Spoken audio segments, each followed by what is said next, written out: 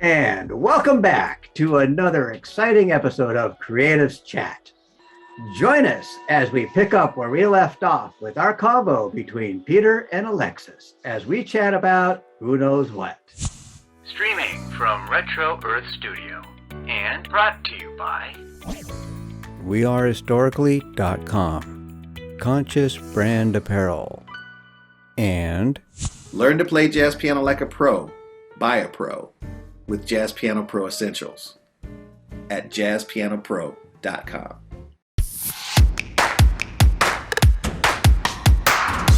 Let's meet Alexis. So I think the one thing that really speaks true to me is that you have to have all aspects of love in this journey. So it's one of those things continuing from the previous conversation. It's like, no. Like fierce love is, I think, the most important love when it comes to really silencing the mind and all the doubts and the negative aspects of what we've experienced. Being like, no, you're not worth this. This isn't worth it. You should just stay home, stay in bed. Don't do that. Where it's like, no. You need that fire under the ass just to be like, nah. I think like there's two schools of thought, right? It's either being eaten up and swallowed by fear and being okay with that. Because if you choose to live that lifestyle, then absolutely, like own that and go, yeah, I am a pussy and I'm happy to be a pussy and I don't want to do those things. Like then stay in bed all day. That's absolutely okay. As long as you own that. But if you're more afraid of missing out and you have you're more of a FOMO person and you want to live your life by no regrets, then that's a fire under the ass. Yeah. Like I would much rather have no regrets than spend my life being an absolute pussy. Yeah. I mean, I'm right there with you in the sense. Well, I think that's one of the things that is probably a virtue that has gotten amplified as of late, but also really it's been conditioned in a lot of people, and it's that fear and being disingenuine, and just not revealing your truth, being very closed off has been the norm and appropriate for so long that there's like a clear counter force and balance in the universe right now where it's a bunch of people being like, nah, fuck it. Like, I'm going to do me. It's all Exactly. And like one of the things I'm so passionate about, and like I speak a lot about my challenges, is you're being authentic when you're triggering people. So make it your mission to trigger the fuck out of everyone. Because not everyone is going to like you, not everyone is going to love you, but the fact that you're triggering people is amazing. Like I have people that watch me and then they just drop off. They're like they watch my lives and then they disappear, and I'm like, amazing. Right. And I'm really happy that I'm triggering you because it means that I'm being authentic, and it means that when a trigger is revealed, it means that there's a wound that needs to be healed. So you're welcome. Yeah. And just full disclosure for the listeners at this point, where it's there's a distinct difference between being a troll and purposefully being mean and rude versus allowing your natural energy to express itself. Because I think I get that too, you're too positive, man. Why are you smiling? Why are you happy? I can't tell you how many times I've had people say that to my face where it's just like, wait, is that a serious question? Are you offended that I'm smiley and giddy right now? And why are you so perky all the time? Yeah, like damn you. Bringing me down. Well, and that's the stuff too, where it's like it's that mirror that just gets to show up. And this is actually probably, I'm curious if you've experienced this yourself, is the sense of, I find when you get to a certain point of authenticity and you're just radiating your light, where it either turns into almost like that beacon or that lighthouse to everyone else, kind of lost at sea. Those other light workers and healers are like, oh, I like that light. Ooh, what color is that?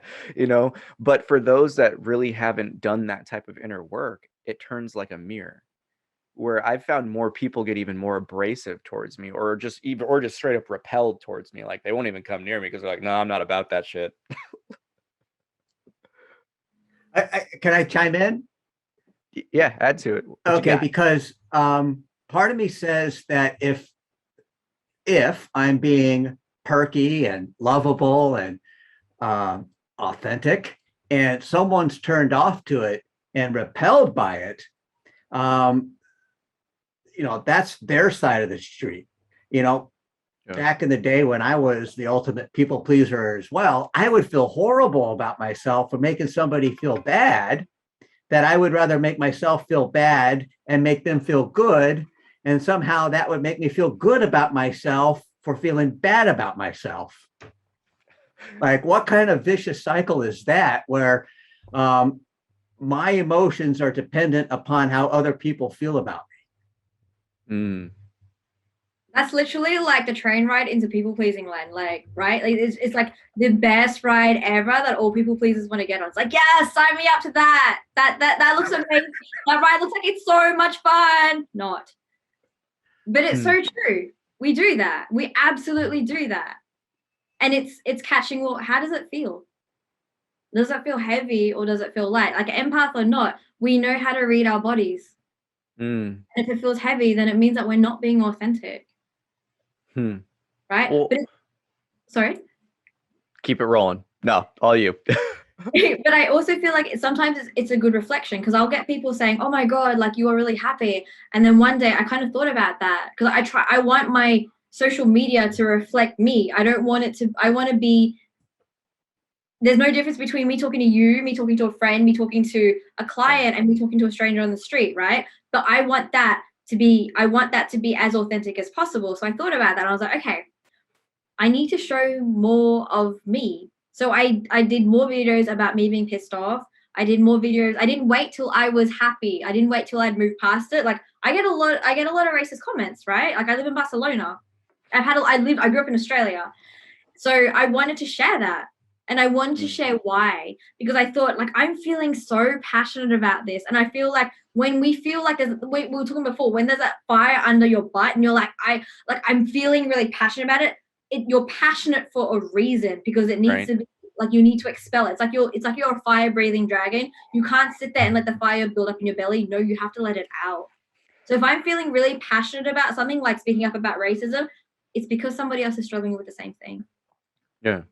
Right. 100%. And something even as simple as I did a reel about, so ridiculous. I did a reel, it's like 7 facts about me, and I thought, like, this, I just did it for fun.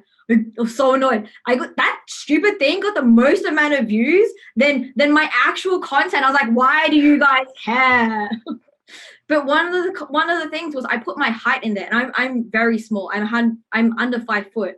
And a girl I had a few people write to me, and they're like, oh my God, thank you so much. Like, I'm really short too.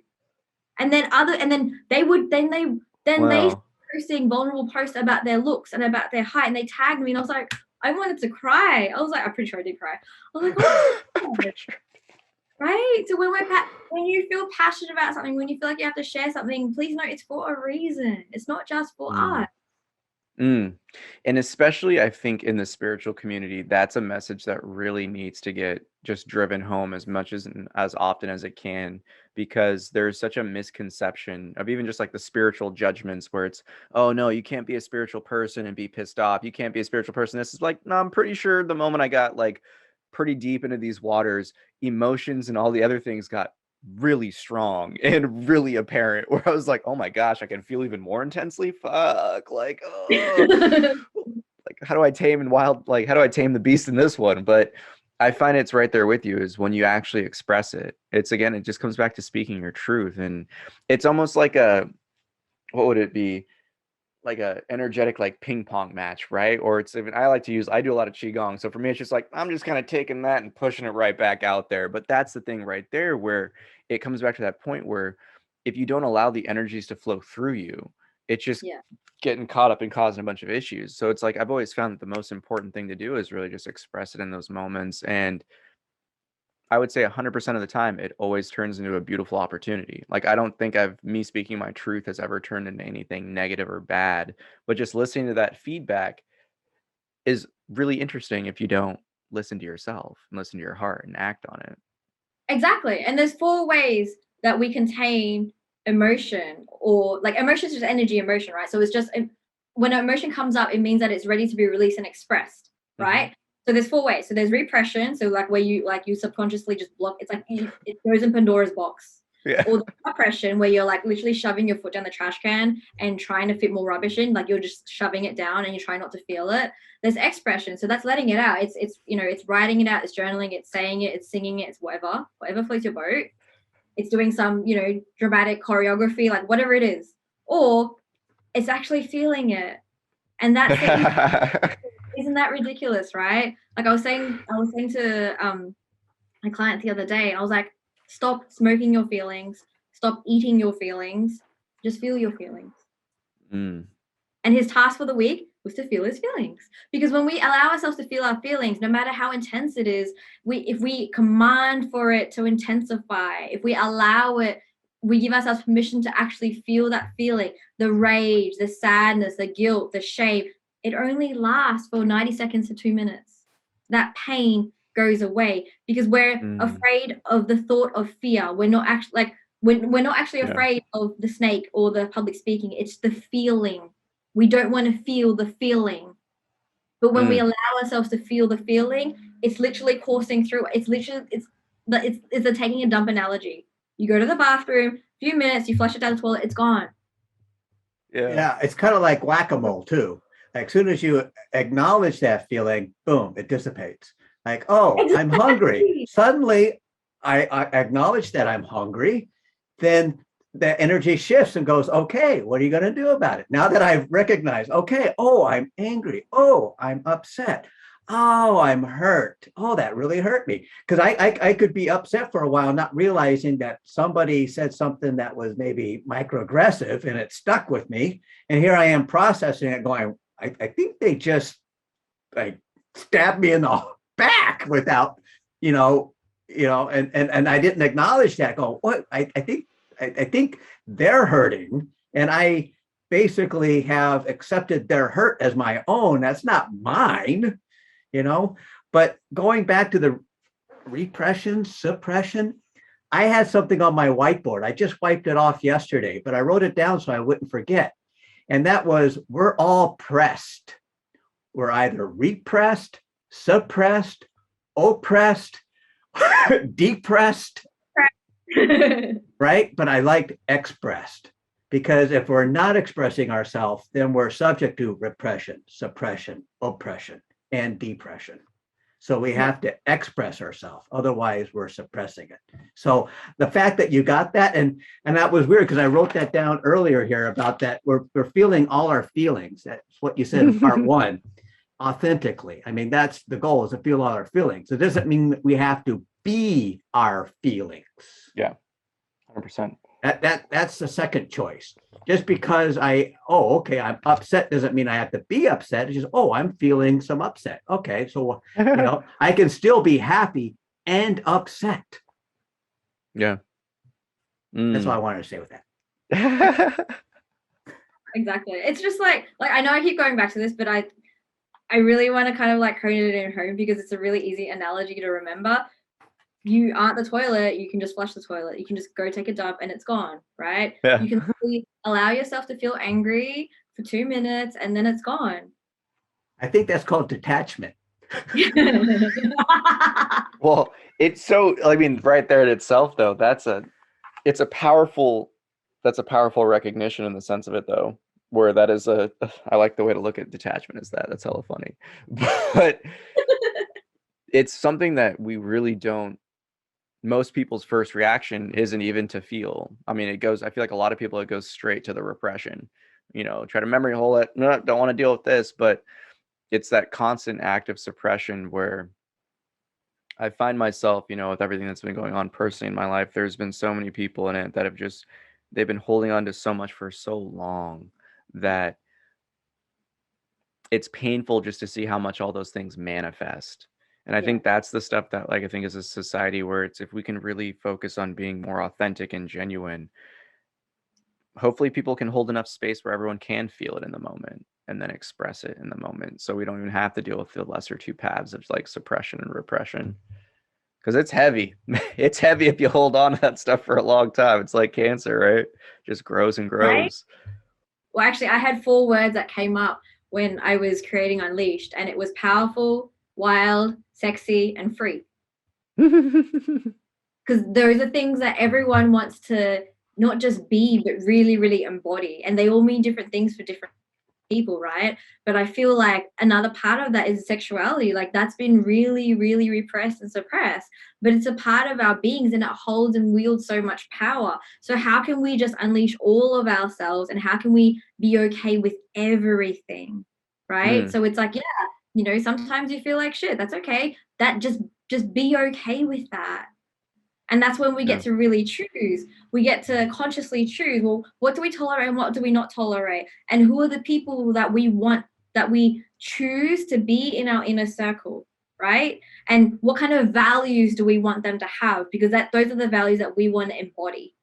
And when we're crystal clear on that, then it makes it really, really easy, because then you're able to easily identify who your soulmate tribe are. And you know, this is what I expect, and this is what I will tolerate. So if then it becomes really, really easy to pick up people that aren't being authentic. And it gets even better when people call you out, shit, and they're like, you're not being authentic. It's like, oh yeah, shit, I wasn't aware of that. Thank you.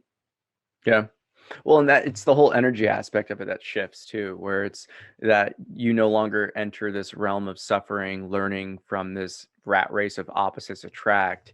It then becomes that like attracts like.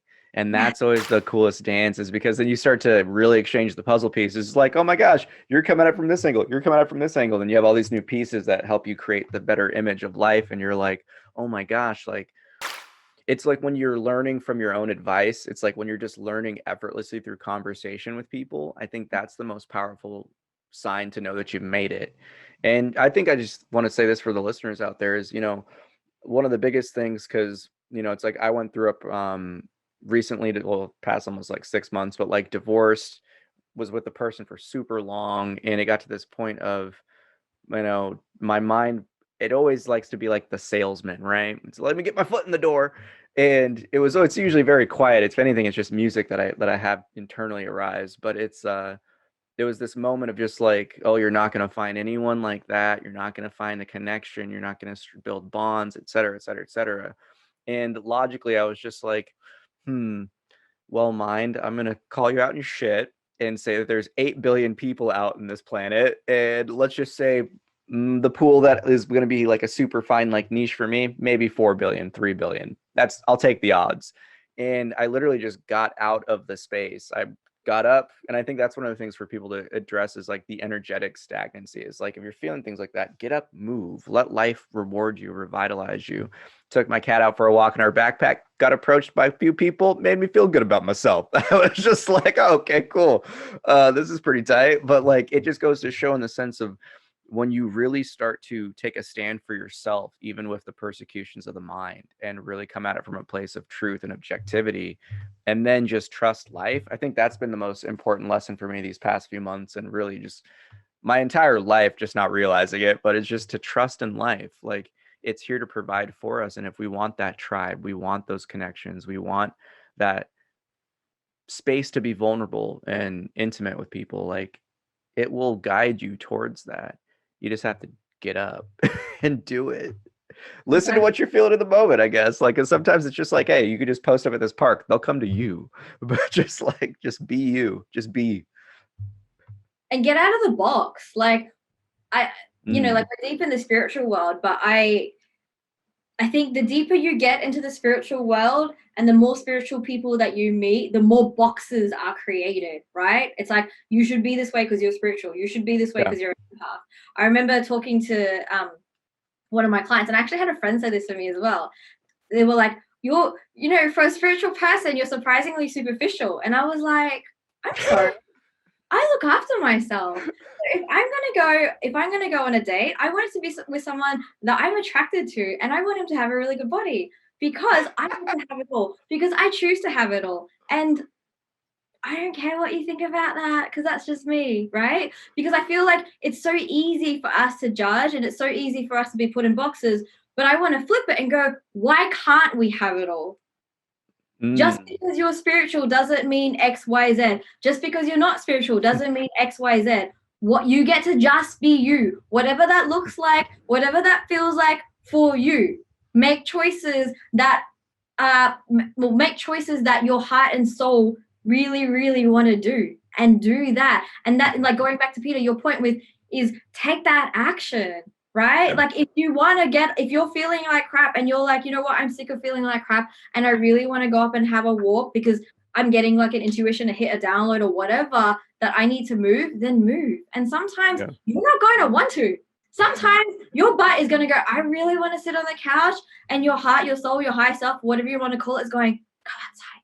you're like, no, go outside. No. This is when you go, ugh, I'm going outside. And then Right. you And that right there is one of those subtleties that we overlook so much, is the times where we actually try to listen to the resistance versus let it just melt away through the action of living. And those are those powerful moments where it's just like, oh, I didn't think it would be like that. I didn't think it would be like that. It's like, yeah, dummy, because the mind never thinks about what things could be in the dope ways. It's always focusing on like the past pains, because that's what it's limited by. And I think that's important to really address for people is, in this sense of really unlocking the potential of the human experience, we need to come to that point as a whole where we just have to embrace lovingly that like the things we were taught weren't everything. But what we're here to do now is learn through the experience and to really be the change. And that means going down our own paths, going off the beaten road, or like the road less traveled, and entering into the one that's not even a road. It's just, it's just like, this is the time for more people to determine their own truth. And I find that's kind of the tipping point where we're at right now, is that I feel like there's enough people kind of awaken and tap in that they're ready for all these healers that have emerged, that have really like mastered their crafts and really continue this dance where it's like, oh, something's about to go down if all these healers are getting ready. Like, exactly. And what I want to add something to that and say, be your own unicorn. You get to create your own path. You get to do what you want to do. You like, if you've studied a million different methodologies and they don't feel right for you, then do what you want to do. Say what you want to say. Like the way you're doing it might be the most effective way because it's yours. Right? Like we don't have to subscribe to any teachings or any learnings or anything like that. If you think about all the most influential leaders and thought leaders, they created their own path. They were authentic to themselves. Like there's no Tony Robbins. There's only one Tony Robbins. Yeah. He's Tony Robbins because he's Tony Robbins, right? So you just get to be yourself. And it's so hard to try and be someone else. It's so hard and draining and exhausting to try and be perfect or to try and be whatever. But when you just focus on being yourself, it's actually really easy and it's really fun and it feels really light. And with that too, it gets easier the more you do it, because it's just like the law of inertia or whatever. It's like we spend so long in like spinning that wheel of ego, of conditionings, of pain, but it's like once we really stop spinning that, it dies out, and you transfer that energy, that effort, all the beingness that we identify with into just our pureness. It just grows and grows and unfolds each and every day. And I think that's probably the most detrimental aspect to the spiritual boxes that people get caught up in, is like, we learn these different tools and concepts and things, yet the purpose of them is to really let go of all of the concepts. You know what I mean? Though, like in terms of the application, but like how many people just stay stuck in that, no, I have to do it like this. The guru, the yogi told me I have to do it like this. Just like, pointers are pointers, like they're just meant to get you to a point where it's like, are you going to really create it and make it your own? And like what you were saying, Alexis, is in that sense of, if you're going through all these different methodologies, all these different spiritual paths, and none of them really add up or resonate with you, to me, that's like the natural signal that they're not meant to. You're meant to do your own thing and like pick and choose what you like from each thing and build your own practice. Because again, namaste, it's the divine within each being. I don't have the authority to tell some divine being that they're doing their shit wrong. Like, but they don't have to say, they have the same, or they should at least have the same respect on my end to be like, you don't have the right to tell me like that. Like, we all go through our own paths. But what is always so encouraging is, talking with and working with people like yourself all over the globe is just, everyone comes back to the same ground of being. But it all starts with that inner journey of who am I and what is it I want? And then from there, it's just like this wild dance that we figure it out. Oh. And am I going to allow myself to give myself permission to have what I want, to be who I want to be myself? Because everything starts with permission. Like the only thing blocking and stopping you and anyone is yourself. Well, I guess I'm curious with that is, in your own journey, when was it that you fully gave yourself permission to love, to be happy, to be you? I think it was after my dark night of the soul, when I fell apart. My life fell apart. And okay, so I was seeing a doctor, and I was seeing a lot of doctors, and they all kept saying to me, you know, you need to go on antidepressants, you need to go to a psychiatrist. One even said you need to go to a psych ward, and I was like, fuck that, I'm not going to a psych ward. And not that there's anything wrong with that, but I was like, I know that's not my path. Yeah. And I'm going to do this my way. So I got back to doing, and this, it is literally, it's so crazy. It is literally this simple. Do what you love. Do what you love. So it allowed me to go back to, okay, well, what do I love doing? I love yoga. I love wearing flowers in my hair. I love wearing colors. I love being out in nature. I love being by the sea. Yeah. And do more of that. So do what you love every day. And if you don't know what you love, then find what makes you just even that little bit of happy. That's not for anybody else but you. And it could be the biggest thing, it could be the smallest thing, it could be the craziest thing. Like, I love eating. I'm a massive vegan foodie. Like, there's nothing happier than me going out to eat. Like, that is my happy place. Right? Like, because for me, it's like, I know so many people, they're like, oh, like, because right now I'm vegan as well. And it's like, oh yeah, no, I love people that like, I've never really liked fermented cheeses. That's just like something with my body just gets me. It's like that, this tastes rotten. It smells rotten. Don't get it near me. It's like me force feeding myself that shit every day, being like, oh, I hate this. I hate this. And then never doing anything new. Like, why are you buying it first off? Like, why are you eating it every day? But again, like how many times do people find themselves in a day like just being so unhappy that they just tolerate and accept like their own bullshit, where it's like, no, like just do something different. Like, so I think that's the encouraging part about everything that we've talked about thus far, is just knowing that there are so many tools to come back to this space of love, of self-respect. And it's way different than anyone could imagine, because I think that's the one thing about you, Alexis, is like you're very bubbly. It is very like, you could just tell the energy, and like I could easily see that rubbing people out here in Seattle the wrong way sometimes, because I experience it where they're like, oh, you're too fucking happy, I don't have the energy for that. It's just like if your base state is to be like okay being pissed off and sad, like you got to find out, why do you like that? How's that showing up in your life? Well, it's funny because it's like, we think about like it's Sherlock Holmes, who was always like this acclaimed, you know, solver of mysteries. And he was like, it's because I use deduction, Sir Watson, you know, and it's that discernment that we use of realizing like the reality is very clear. It's what is around us all the time. But are we going to recognize what's not resonating, what doesn't add up, what doesn't speak with us? So I don't know. I just find it's fascinating where it's like this whole talk of like love and you really being the difference in your own life and just manifesting is just, it always comes full circle to that. And I'm going to echo Alexis on this one, of just giving yourself permission to just be, to like experience whatever's coming up within you honestly. And the feeling it, the expressing it, the suppress, the repression, like most people skip feeling it because they won't allow things to simply be. And if they do that, then it's hella hard to experience it or express it rather. And then by there, you're just straight up default suppressing and repressing everything. It's just, I love it. It always changes the way I see things. So I'm just like rambling over here. No, I love it.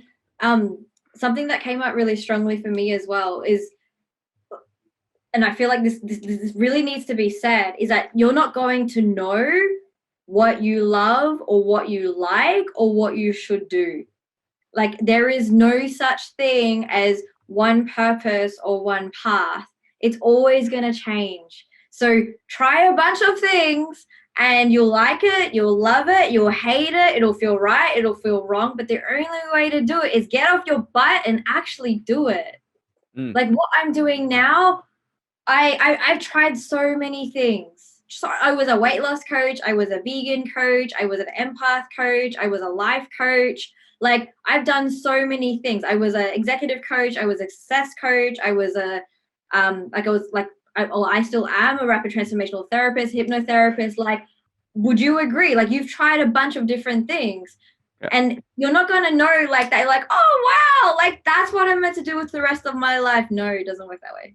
Well, that's one of those things where the line, like what life or what it in terms of the experience is supposed to be is probably, like, as I always like to say it, is the root of all suffering is our assumptions and expectations. You know, assumptions lead to judgments, expectations lead to letdown.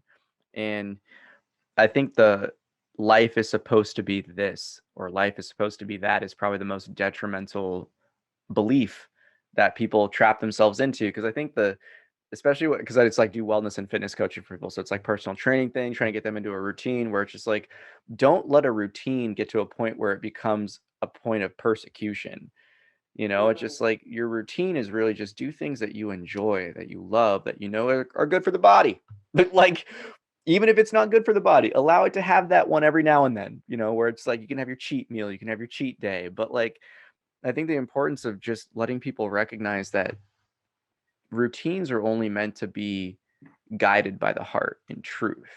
You know, what they result in for the body is always going to be different because everything's changing. Like there's days where it's like, I want to have something sweet, so I'm going to, you know, go out and get some vegan ice cream. Like, or, you know what I mean? Like, but does that mean I'm going to live in that vegan ice cream state because that's my sweet tooth spot, like all over? No, I'm gonna like remember, like, oh, I got to do some shit tomorrow. Let's water fast today. Let's do OMAD today. Like, it's all about just recognizing, you know, the routines of the heart are the ones that stick the most because we do what we love. And if you're so caught up in what things are supposed to be, you're never listening to that inner authority, that inner truth. And that's where we get into like the people fast forward like 40 years in their life. They're like 50 something. They're having a midlife crisis and they don't know what they want. You know, it's like, I'm just very grateful I've gotten a chance to avoid all that shit. I had my teenage midlife crisis, right? Like we're probably all this shit. Oh, it's trippy. And life is trippy.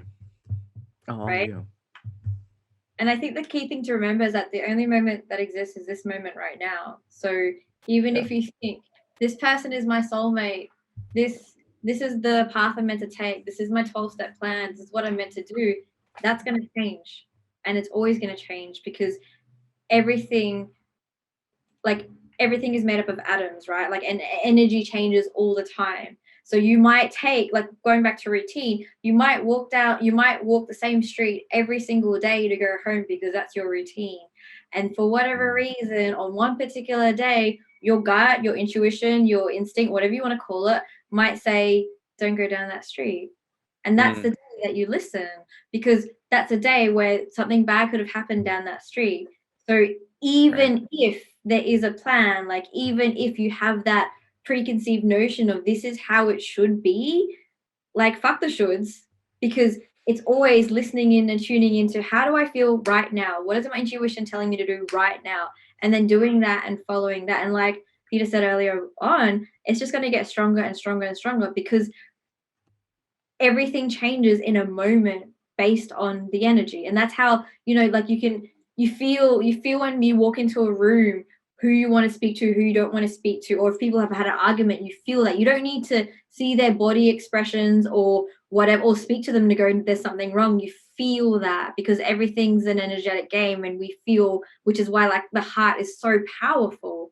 And when we live from the heart, you're guaranteed to live in the present moment, and you're guaranteed to live in a aligned life if you're living from the heart space. And I'm going to expound on that because you talked about heart math earlier. And in part one, people, sorry. So in part one, you talked about heart math, and heart math is a great site to become, to learn more about heart coherence. But really what you learn is that the heart is an electromagnetic field that extends about your arm's length, if not further, depending on how powerful it is. It's a magnet. It's an electromagnetic field. And you can't see it. You can definitely feel it. And so, you know, so when you're clear, and I want to get clear on this, there is a distinction between expectations and intentions. Like I can have an intention without expectation on how that intention is going to be fulfilled. And that's really how intentions work. I have an intention that we're going to do this show. Now, how that show turns out is up to the moment. Right? I can't control the outcome of the show and what you're going to say and how you're going to react and what the viewer's going to do next. All I can do is present and be present, right? Be present and present. I like that. But the intention is clear. And when the intention is clear, the mechanism will appear. Exactly. Full of bars today, dude. I love it. Just gotta get a bunch of this stuff written down for shirts. But the stuff that really stands out to me though is just you think about even like the energetic reality of what the heart is, right? And when you think of people that when we're caught up in this external search of filling up our love, our absence, whatever it is we feel like we're lacking, when we do all this externalized, like, oh, let me consume this, let me try to fill this up with my, for my pureness and my happiness, versus those moments of like 100% sincerity and love, it's such an energetic difference if you actually, and this is really a tip for the listeners, because I'm sure all of us here feel it and know it, but it's that sense of you can tell when you really love something because it radiates from you. You can feel it warm up, or like I like to use the line, like it makes the heart smile. Like you can just feel like that, oh, like that ember just shining forth, like that light bursting through. And whenever we're in something that isn't truthful to our heart, it never feels that way. And that's one of the things that was probably one of the more powerful, impactful ones for me, is just how much I was using external substances, whatever it was, if it was smoking weed, if it was drinking, it was all those different things where it's like if I was using that to numb or feel satisfaction, I was just like, this is a different feeling than when I'm just like out playing or jamming or like, doing some type of creation. Then I had to really look at it myself. Honestly, I was just like, oh shit, that's a different feeling. Oh no, that's a different, like, what have I been doing? Like it turned to that point where I was just like, okay, well, what is it about experience that really causes things to radiate? And it's like all the light stuff that you were talking about, things that make you feel light and effortless and just like weightless and just illuminate. I don't know if that's the right word for it, but it makes you just feel like you're shining light, And that's the stuff where it's, for people that are really trying to determine that inner compass and figure out what they want in this world, listen to those moments. Like when the heart just like, no. And I think a key indicator for that is time. Like when you lose track of time, then that's a key indicator that you're meant to be doing this, that you love it, that it's, and you would do it for free. You would do it because purely for the sake of doing it. Like I'm running a challenge right at the moment, a self-love and raise your self-love and confidence challenge. And my intention was, okay, half an hour and then I'm getting off. I spoke for an hour. It's like, what did I talk about? I don't even know what I spoke about. Ooh, right in the flow. Those are those ones. That's the sauce. Exactly. Like I call it blanking out. Sometimes it's like, I'm listening to myself speak. I hear the word coming out of my mouth, but I don't know what I'm going to say next. Or it's when when you're with someone that you love or someone that you meet that you really connect with, and you're just like, oh my God, where did the time go? It's that feeling.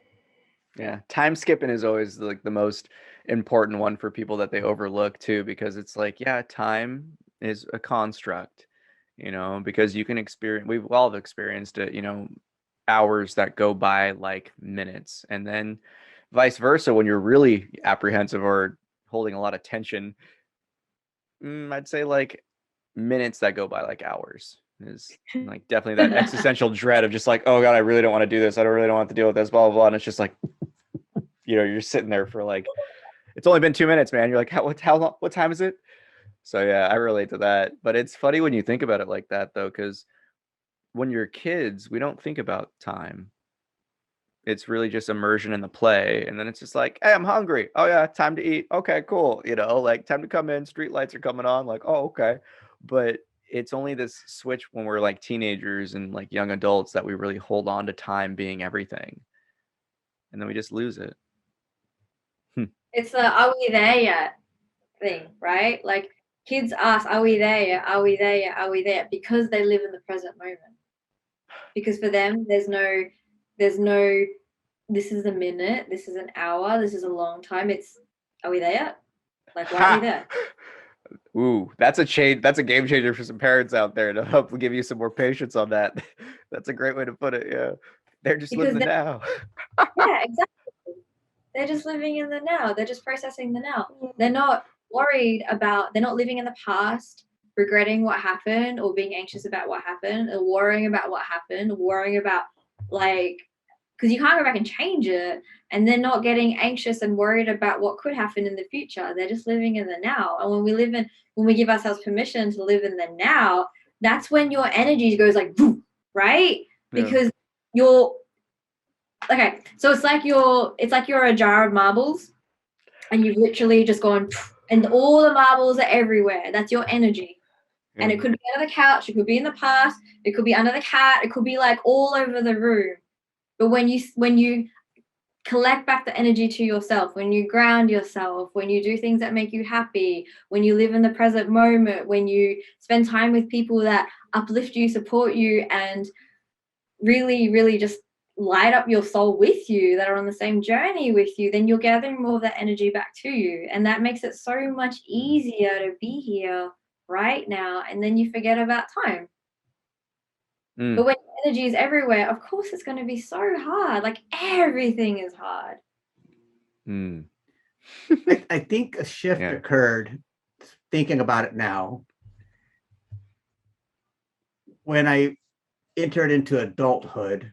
I was taught time equals money. Yeah.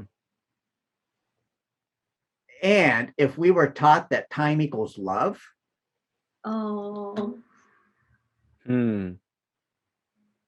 Don't waste your time on doing stuff you don't love, then maybe we wouldn't sacrifice so much time for the superficial dollar. Oh my God, that just made me so much emotional. That should be on your shirts. Time equals love. Oh. I mean, you got to think about it. Like, those are those types of concepts that I like to take. It's like, all right, let's take this to the next level. Like, how much would that just change the subtle consciousness of children, of just like the paths that they go down?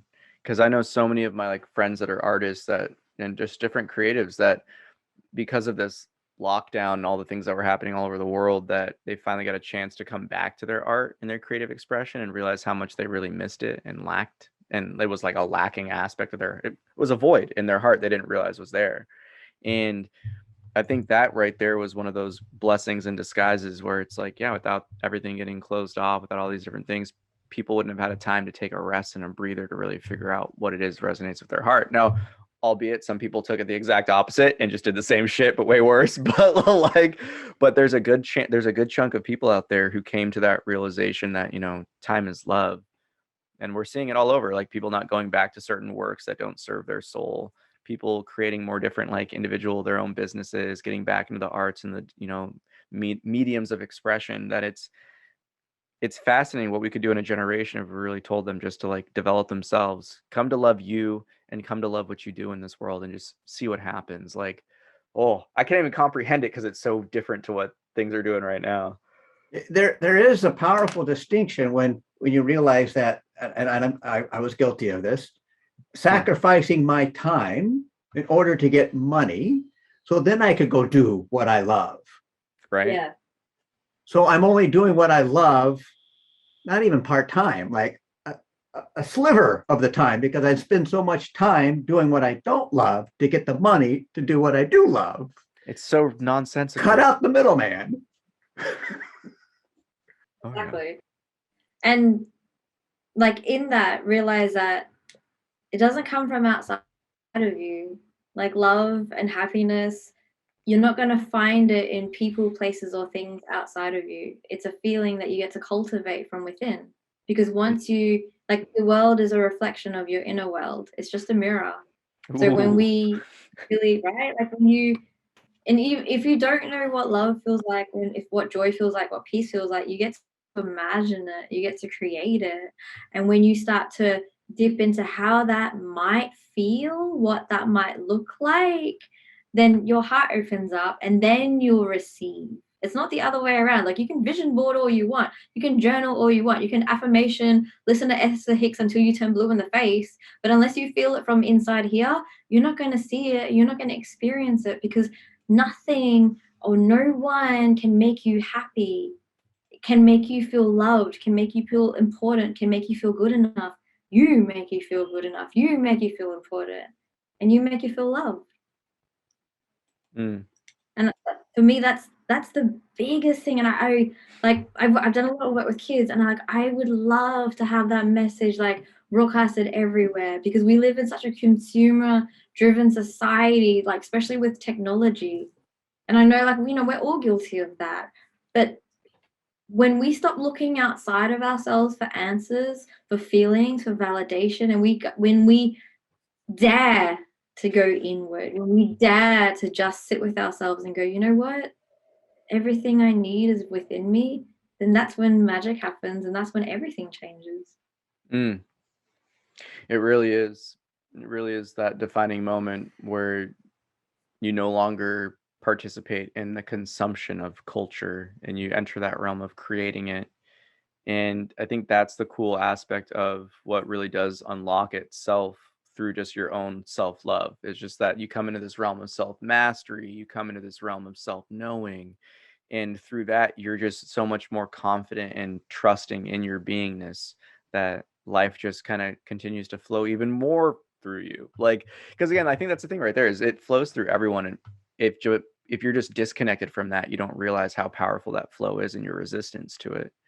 So I think that's the coolest thing that I've seen just pick up for those that are really on this path of self-love and just self-acceptance, is that you turn into a really powerful vessel for just the craziest, wildest shit to come out of your mouth, and like your expression, where it's just like, oh, that's right. I bring it back earlier, where it's just like when you're getting advised by your own advice, where it's like you're just in that flow state, just talking with people, and you're just like, oh, this came up. Oh, I was doing a group meditation with someone. Oh, some weird things came up. Oh, that was for you. Okay, well, it worked for me. I totally get you. Yeah, it's wild. I think that's just the beautiful aspect of life, is the more you learn about yourself, the more beautiful it becomes for everything else. And I think that's the biggest roadblock between people is, if you're not going to wake up and see what there is to be grateful for and all the beauty that is in this world, then you're never going to see it within yourself. That's all I got on that one. I think everyone's just like, yeah, I totally feel that. Yeah, it's a heavy one. Well, I think it's about being open and making space for it, right? Like when you step outside of yourself, and this is really, really, really easy when you do embodiment work. Like Peter, like you were saying before, it's really easy to get stuck in your head. So if you're sitting there and you're doing nothing, or you're lying there and you're doing nothing, and all you're doing is thinking, please know that you're not going to achieve anything. You have to get into your body. You have to get out of your head and into your heart. And the only way to do that is if you get into your body. And the only way to do that is you have to get physical. You do breath work, you run, you jog, you swim, you whatever, but you have to physically move your body. And a really great way to do that is know what your element is. Like everyone has an element that just resonates, right? Like, is it water? Is it earth? Do you need to be near trees? Do you need to be near fire? Like, hopefully not fire, because that's a bit of a weird one. But what is that? Right? Like, for me, I know this just sounds really, really strange, but my element is water. It's why, like, I crave and I have to live near water. But I get my best ideas when I'm in the bathroom because I'm near water. I was going to say, whenever I have writer's block, I take a shower. I hop in the water. It's amazing. Like water washes it away, like gives you that renewal. Like, well, there's something very comforting about it. Being in water, being with water. I don't know. It's to me a life source. So go ahead. I'm sorry, but I identify with the shower part. Like, it's incredible to any writers out there. If you're experiencing any kind of writer's block, find your element attached to it. Like if it's fire, or if it's air, or if it's earth, get your hands dirty. Go roast some marshmallows, whatever it is. But get there. Change the shit out of your house, like whatever it is. Like, do that thing, because that's when it's literally like you have a door here, right? A door to your crown, or like source, or whatever you want to call it. And when you are in that element, like when you're literally in your element, that's so cheesy. The door the door literally opens and you just receive. But you have to create the space to receive. You have to create the environment to receive. Yeah. So if you're not feeling inspired in your current environment, change your emotional environment, change your friends, change your, get space and distance from your family, change your physical environment, change how you look, change how you feel. Like when I was really, really depressed and I was in my hermit stage and I was in my dark night of the soul, all I wore was black and gray. And my spiritual coach actually said to me, she was like, I see a lot of rainbows for you. I see a lot of color for you. And it wasn't until that I gave myself permission to be myself. I'm a freaking rainbow. Like I met someone on the weekend. He didn't even know me. And he was like, Alexis, the unicorn. I'm like, I am a unicorn. That right there, though, is just even what we're willing to wear and express ourselves on the physical level goes to show so much of what we allow for ourselves, within our own being and our own heart. Just like with anything, the awkward phase isn't going to last forever. So if you're going through an awkward phase right now, know that it's not going to last forever. And there's always a rainbow after a storm. So get ready for the rainbow. Yeah, life is funny. It's crawl, walk, run, crawl, walk, run, crawl, walk, run. And we just want to get up and run. And when we can't run, then I'm just not meant to run. But we don't go through the crawl, walk phase. Get back to part one again, where you guys were talking about babies. Like babies don't get upset when they tumble. They just get back up and keep being awkward, right? They're comfortable with awkward. Like be that inner child, that it's okay to be awkward, and you'll know that eventually you'll grow out of it and something else will be awkward sometimes later. It's just like the awkwardness doesn't ever really go away. We just become comfortable with it, okay with it. Get comfortable with the uncomfortable. Yeah. Look, I'm still awkward. We're all, it's like we're all weird and awkward and unique. And that's the thing, is when we finally own it, it's nothing that causes us to limit our actions. It usually just creates opportunities for people to share in some laughter, or, you gain some new weird friends that also vibe with that weirdness, right? Yeah, I love that so much, right? Like, I feel like the more outspoken I become, the more, weirdly, the more people follow and the more people listen. And like, initially my audience was mainly women, and now most of my clients and a lot of my audience are men who want to express themselves. I'm like, what? But it's so cool. And that's the thing, like you can't plan these things. You can't place expectations or try and control outcomes, because you will literally not see the amazing opportunities standing in front of you. Or you'll sell yourself short. Exactly. And or you settle and like, stop settling. Settling is definitely the contentment factor is definitely one of the most detrimental human, just natural things. Is like, once it's comfortable, but it's like, no, we're meant to always be growing. And that right there is also probably another spiritual cul-de-sac that I find is very common, is that people think that they made it. It's just like, if there's one thing I've learned about like the self-healing and love and just everything about just this whole inner looking, is it's never over. And the moment you think it's over, you've kind of come full circle to show that you didn't get the lesson, because I think that's the thing right there, is that it's always this unfolding. Like I myself, the loves, the things that I like, they change. Yeah. Are they along the same path of stuff? Yeah. But like their expression, when I need, it changes. Because again, it's like we outgrow the pot, right? Where it's just like, oh yeah, now can't really extend my roots any further. Got to change it up a little bit. Let's get new soil. Let's try to change it up just to a different degree. Like, and how many people give themselves that chance just to experiment and play with life? Oh my God. Right? And just like, I got a little bit stuck with this over the last few weeks. I was like, what is going on? I feel like I'm not growing.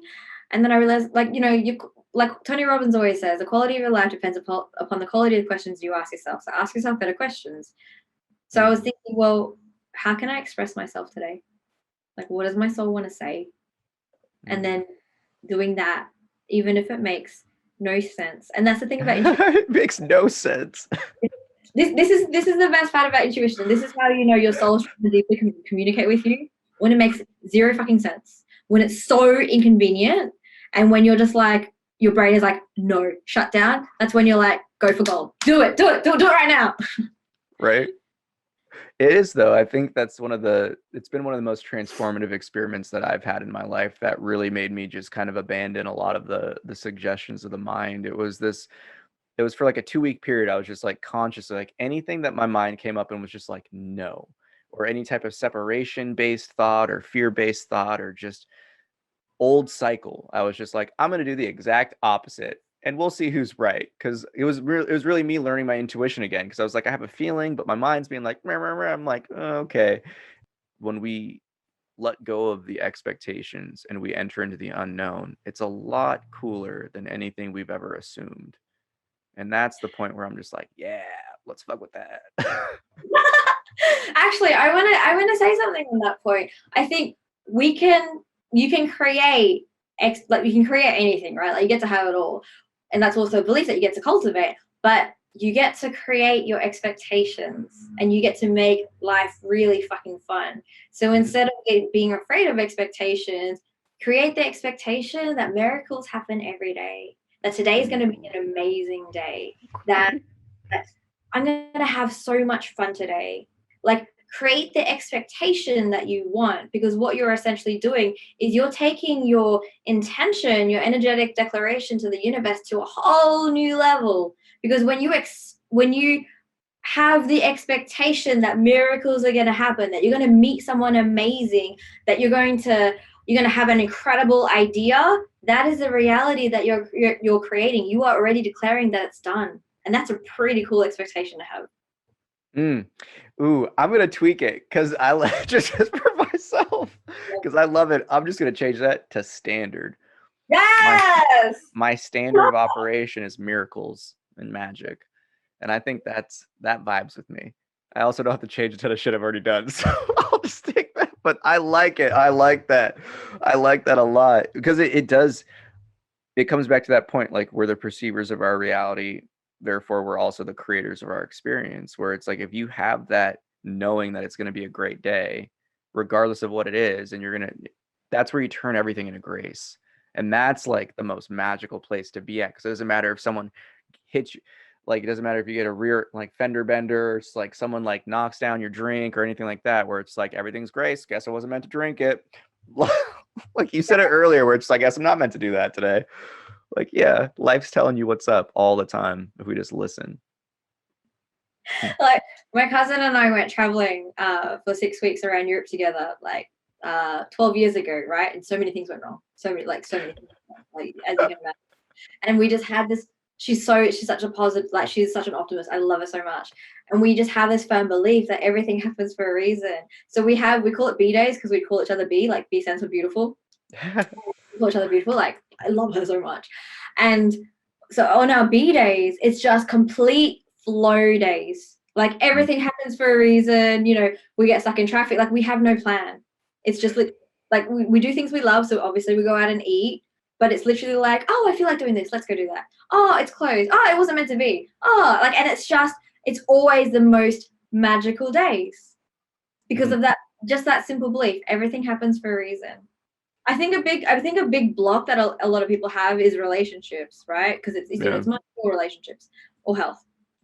And like it's very easy to get stuck in that cycle, and it's very, very easy to get lost in the pain and the guilt and the shame and the regret and everything else. And I think a really like a healthy way to look at it, and you can say whatever you want, but it's just a stepping stone.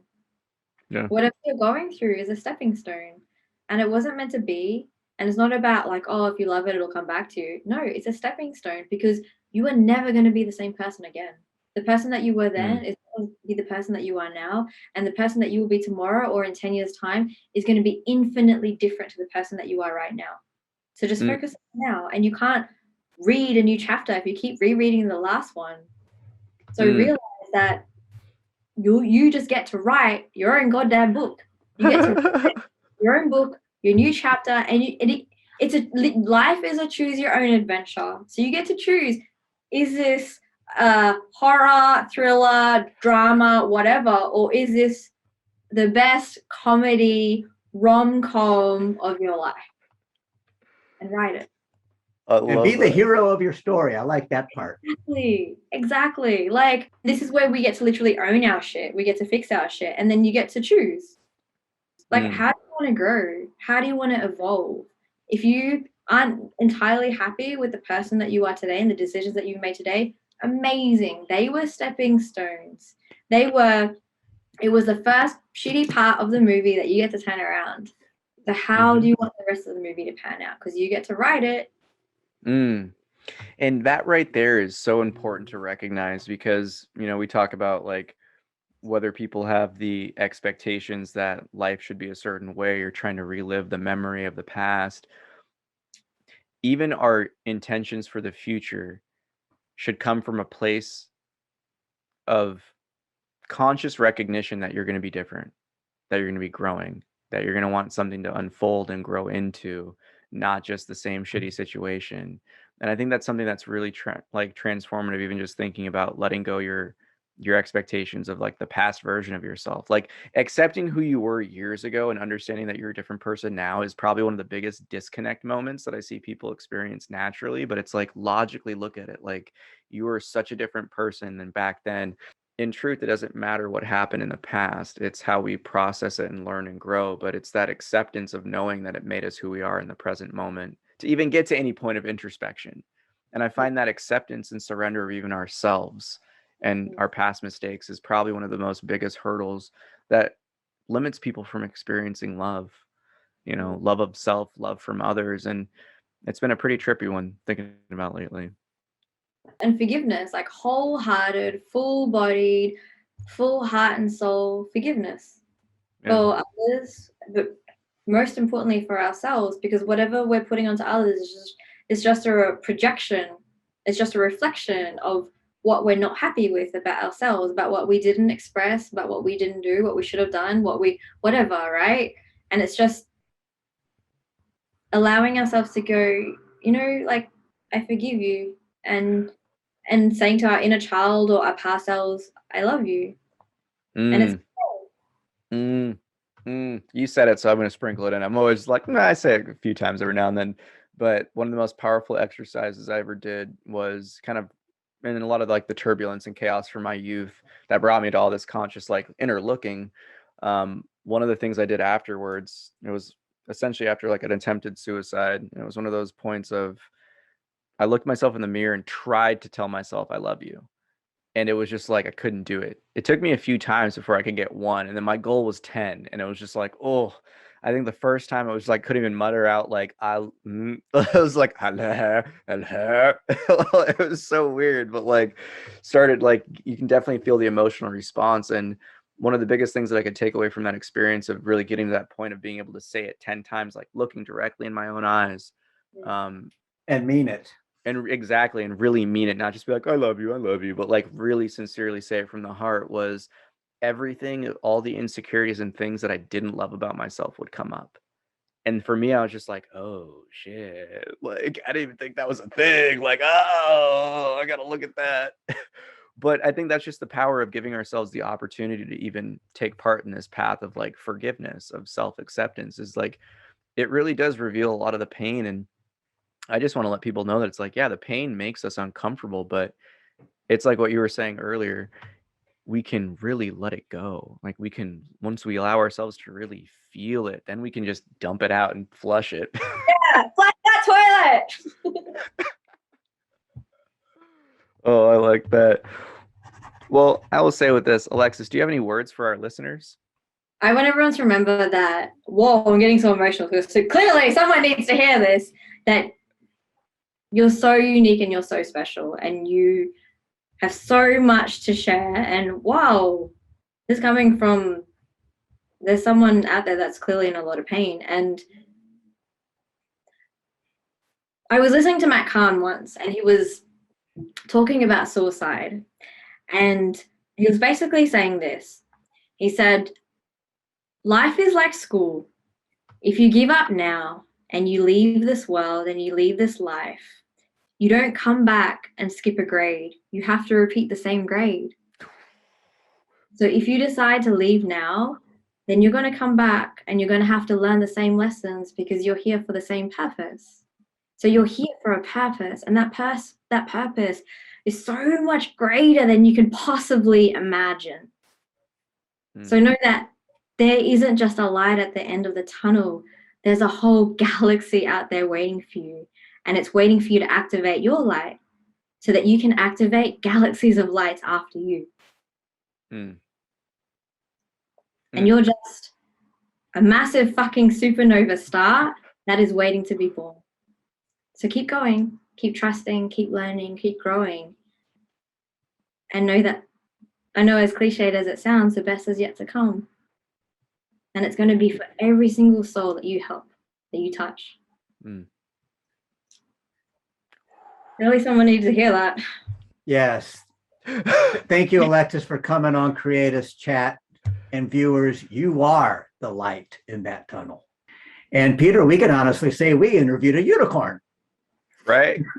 Creatives Chat first. I'm super stoked about it. So again, Alexis, thank you so much for coming on Creatives Chat. Oh, and with that, listeners, love yourself. Roll the outro. Okay. Thanks again to our sponsors for making this show possible. Thank you, We Are Historically, for your conscious human apparel. Shop online at wearehistorically.com. Hi, I'm Darius Wilrich. I'll teach you everything you need to know about playing jazz piano like a pro with my 12-week online video course and downloadable guidebook, Jazz Piano Pro Essentials. Enroll today at jazzpianopro.com. Thank you for joining us. Have a happy always.